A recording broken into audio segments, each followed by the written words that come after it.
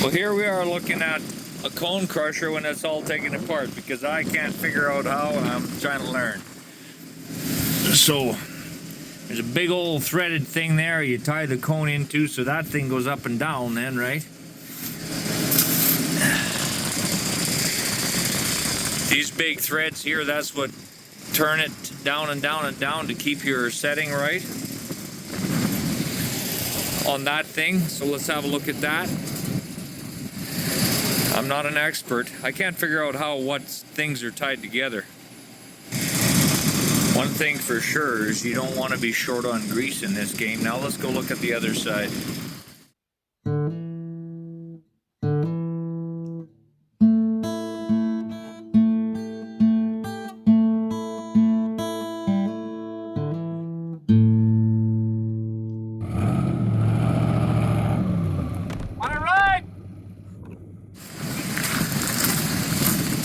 Those are big threads.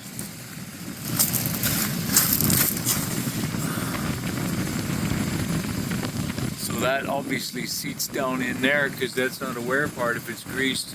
If it was grease, you would never, if it was gravel, you'd never grease it.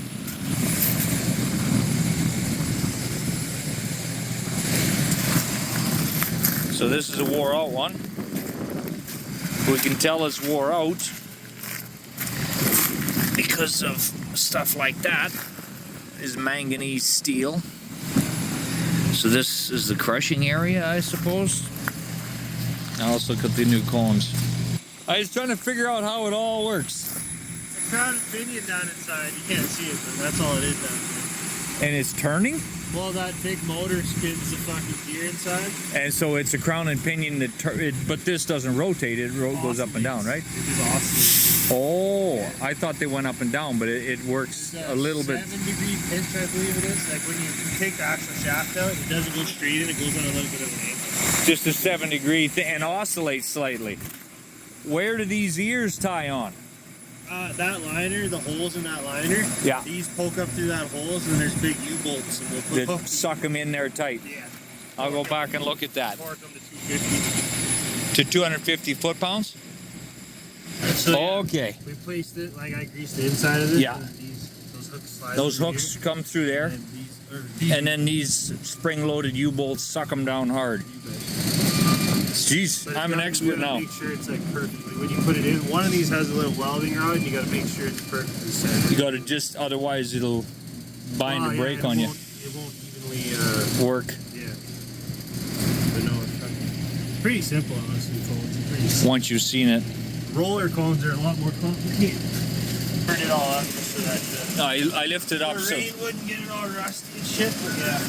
And yeah, and so giant. So that big ass bolt. Oh yeah. Down into there, which locks the new liner on, and then we sit there with a hammer until we hammer it up tight. Hammer the fuck out of it. And so then this thing is, this never should move on the cone here, because the cone moves between these two. You betcha. And so that thing is actually just walking just slightly. Yeah, it's just on its tight, slight pitch. Because when you when we put the liners on, there's a tight side and the big side to it. Yeah. So yeah, it just sits there. And it doesn't spin. It just moves around. Yeah.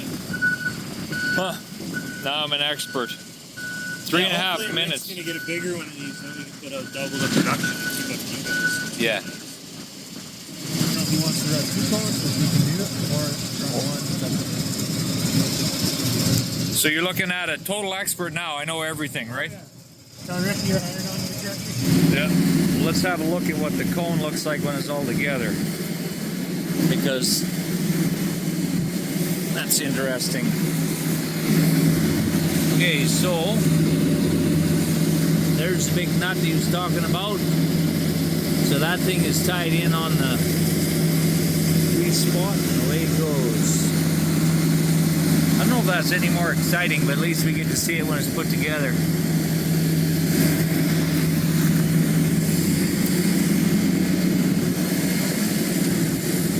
Thread it all together, and then when you're adjusting stuff, that's how you tighten it up a little bit, right? Okay, time to go to work.